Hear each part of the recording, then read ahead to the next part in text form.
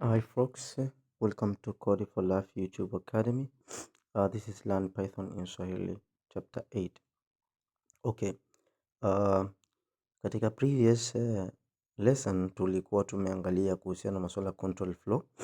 So tukaangalia namna gani tunaweza kutengeneza if condition, tukaelezea concept kama kuna if else, kuna if else if na kuna nested if.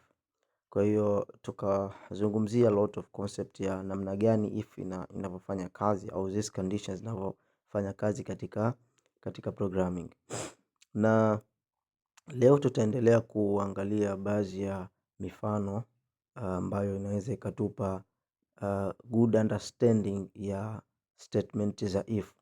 So kuanzia hapa I hope itakuwa hakuna doubt kwa mtu kuweza kutoku understanding hizi concept the if condition. Without further ado, let's get started. Okay. So this is nested if, lakini tutauangalia huu mfano ambao tunao hapa. Let me run this. Hii program ipo kwa ajili ya kuweza kumwezesha user aingize namba, na anapoingiza namba user, hii input ni function ambayo inamwezesha user kuweza kuingiza value au kuweza kuingiza kile ambacho anachokihitaji kwenye program ili kuweza kufanywa kazi. Kwa hiyo tunaweza kuona kwamba hii ni input ambayo ndani yake imekuwa wrapped with float. Kwa hiyo input itakayoingizwa na user hapa itakuwa converted to float. Sawa, na imewekwa katika variable ambayo inaitwa num. Then katika mstari wetu wa 3 inakwenda kuangaliwa hiyo input iliyoingizwa, je, ni greater than or equal to 0, kwa sababu malengo ya hii program ni kwenda kuangalia user ataingiza input ya aina ngapi, na input tutakazoenda kuziangalia, ikiwa user ameingiza 0, basi tutamwambia kwamba ameingiza 0, na ikiwa user atakuwa ameingiza positive number, tutamwambia kwamba ameingiza positive number, na ikiwa user ameingiza negative number, tutakwenda kumwangalia, tutamprintia kwamba user umeingiza negative number. Kwa hiyo inavyofanya kazi hii program ni kwamba inamwezesha user kuingiza value, halafu sisi tutaiangalia katika condition 3. Either ni 0 au ni positive au ni negative. Okay. Kwa kwenye mstari wa 3 itakwenda kuangaliwa ile namba aliyoingiza condition yake. Ikiwa namba itasatisfy hii condition, kwamba ikiwa namba ni greater than 0 au equal to 0, maana yake ataruhusiwa kuingia katika body of the if statement. Kwa body of the if statement kwa hapa itakuwa ni hichi kilichokuwa indented inside ya if. Unaweza kuona tuna if ya mstari wa 3 na tuna if ya mstari wa 5. Hizi if ni tofauti. If ya mstari wa 3 ni main, na if ya mstari wa 5 ni child wa if ya mstari wa 3, maana yake ni kitoto. Na ndio maana tunazungumzia kwamba concept hii ni ya nested if. Ikiwa hujafahamu vizuri, unaweza ukarudi katika my previous lesson, nimeelezea kiundani kabisa, ila hapa nazidi kuelezea ili tuweze kupata ufahamu nested if inafanya kazi vipi, na all tupate kufanya hizi examples za if condition. Kwa tunaweza tukaona kwamba mstari wa 3 na mstari wa 11, hii ndio if else ambayo ni parent ya mstari wa 5 na mstari wa 8.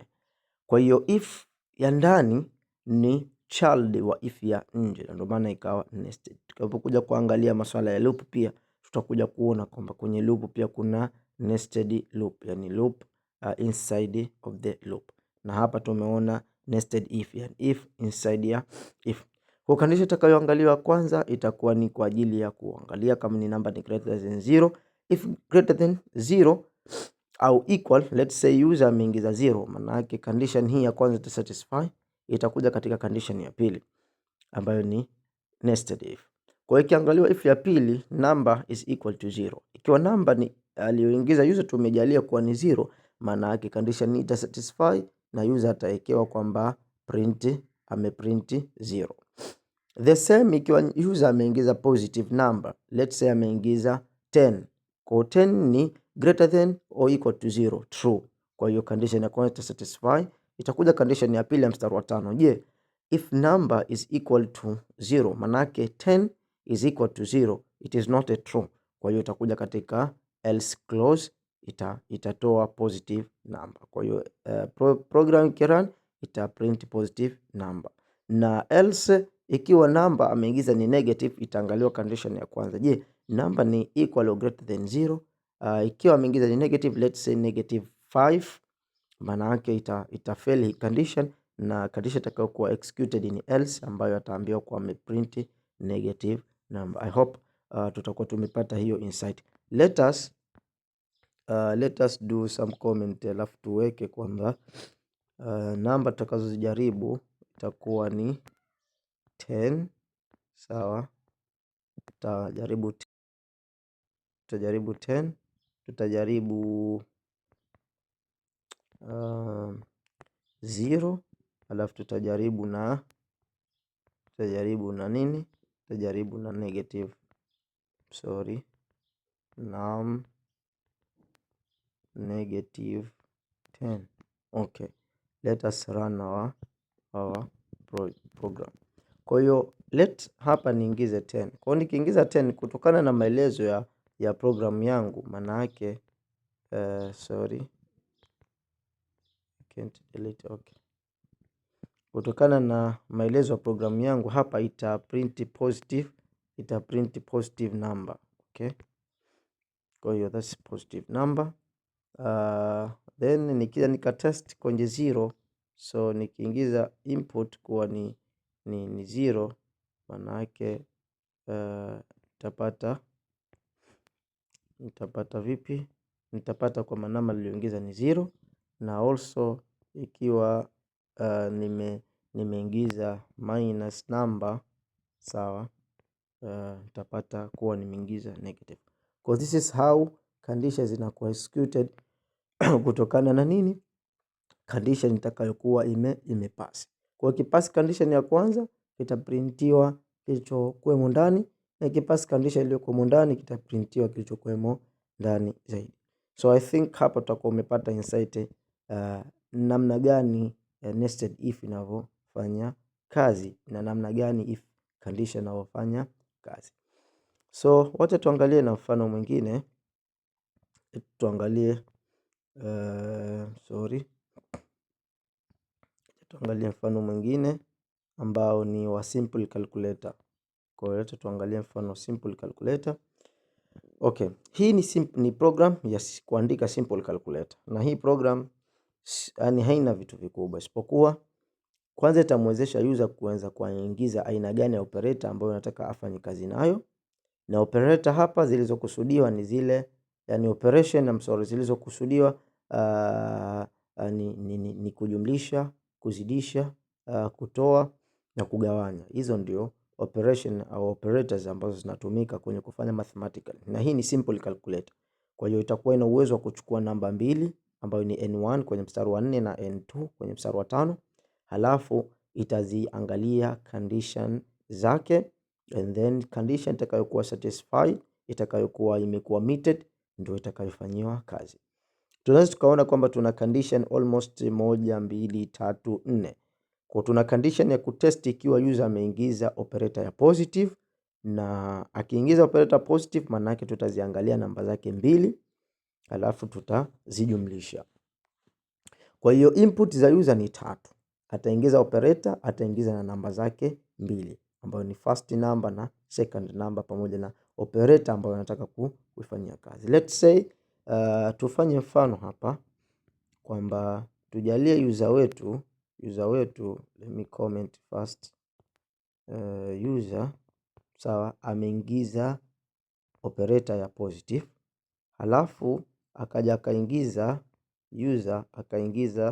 akaingiza namba zetu mbili. Let's say user akaingiza 12 katika first number, ambayo 12 hii itakuwa kama ni n1, sawa, n1 equal to 12, halafu let's say na n2 ikawa sawa na ngapi? Sawa na let's say 12 au let's say 10. Okay, kwa n1 na n2 ndio hizo, sawa, na user atatumia kwanza operator ya plus, sawa. Kwa let's check. Kwa hiyo tukiangalia, tukitrace program yetu, kama user ataingiza katika first line ataingiza operator ya plus, manake alafu then tutampa uwezo wa kuingiza float ya first number na float ya second number. Kwa hiyo tutakuja kwenye if condition. Tunajua kama program yetu hii ina execute sequential. Kwa mstari wa 7 hapa, if operator itakuwa is equal to plus, manake ikiwa ameingiza plus operator, huu mstari utatoka ufanywa kazi. Kwa hiyo ataprint ile namba yenyewe, ataprint operator, ataprint na nini na namba yenyewe, yani ataprint namba ya kwanza, kati na kati ataweka operator, alafu ataprint na namba ya pili, alafu ataweka equal to nini answer n1 plus n2. Kwa hiyo atazijumlisha nambari mbili, sawa. Hope tutakuwa tuko pamoja. The same kama atakapoingiza negative as operator, na the same kama atakapoingiza times as operator, na the same kama atakapoingiza division as an operator. Kwa hiyo let us run this program kwanza kwa kutest condition ya kwanza ya plus, halafu tutaona. Hope jawabu litakuwa ni 22. So let us run this program. Hapa ndo ameuliza what the operator do you want. Kwa hiyo let's say mimi nataka kufanya plus. Okay. Kwa hiyo first number nimesema nitaweka 12, na second number nimesema nitaweka 10, and then nimeambiwa kwamba my first number nime plus second number is equal to 22. Kwa hiyo imewaka as expected. Na let's say nikijaribu kwa minus operator, what will happen? Kwa hiyo let's say nimechagua minus, and then nikasema first number is 12 na second number is 10, tapata jawabu 2. Kwa sababu 12 toa 10 tapata 2. That's good, imewaka as expected. Lakini pia nikitumia times, maana yake itakuwa ni 120. Kwa hiyo nikirun hapa nikisema kwamba now na test for times operator, so let us run, then click star, and then 12 to 10. Okay, tumepata 120, the same. Okay, kwa hiyo maana yake nikimaliza kutest for division, maana yake ni slash hii use as a division. Kwa hiyo that's my final testing. Kwa hiyo nikisema hapa na divide, nita divide. Kwa hiyo nitatumia 12, nita divide by 10.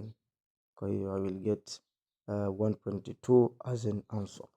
Kwa hiyo hope you understanding how these things work. Na hii ni else if, maana yake ikiwa condition hii imefeli itestiwe condition hii, na ikiwa condition hii imefeli itestiwe condition hii, na ikiwa condition hii imefeli itestiwe condition hii, na ikiwa condition zote zimefeli tu testi takuja kama hiyo operator ambayo umeandika ni invalid. Let's say kwenye operator nao tuweke at.